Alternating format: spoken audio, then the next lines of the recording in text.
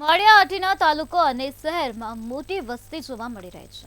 આ શહેર મોટી વસ્તી ધરાવે છે, ત્યારે માળિયા હાટીનાએ સાસણગીરનું પ્રવેશ દ્વાર પણ ગણવામાં આવે છે, પરંતુ માળિયા હાટીના રેલવે સ્ટેશન પર સુવિધાઓનો અભાવ જોવા મળી રહ્યો છે। જો કે અહીંયા મોટી સંખ્યામાં મુસાફરોની અવરજવર પણ જોવા મળે છે, ત્યારે આધુનિકતા અને સુવિધા સાથે રેલવે સ્ટેશન આપવામાં આવે તેવી રેલવે હિત રક્ષક સમિતિ દ્વારા માંગ કરવામાં આવી છે। ત્યારે હજુ રેલવે દ્વારા બનાવાયેલ અંડરબ્રિજમાં ભરાયેલ પાણીનો નિકાલ થયો નથી, તેવામાં રેલવે દ્વારા માળિયા હાટીના તાલુકાને સુવિધાસભર રેલવે સ્ટેશન ક્યારે મળે તે કહેવું મુશ્કેલ છે।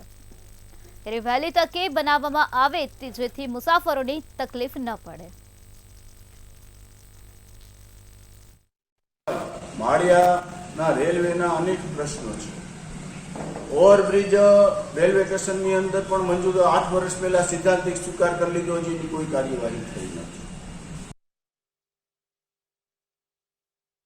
બીજું વાત કે માળિયા જે રેલવે સ્ટેશન છે, આપણે ચોરવાડ રોડનું બહુ ડેવલપ થયું, કેશોદનું ડેવલપ થયું।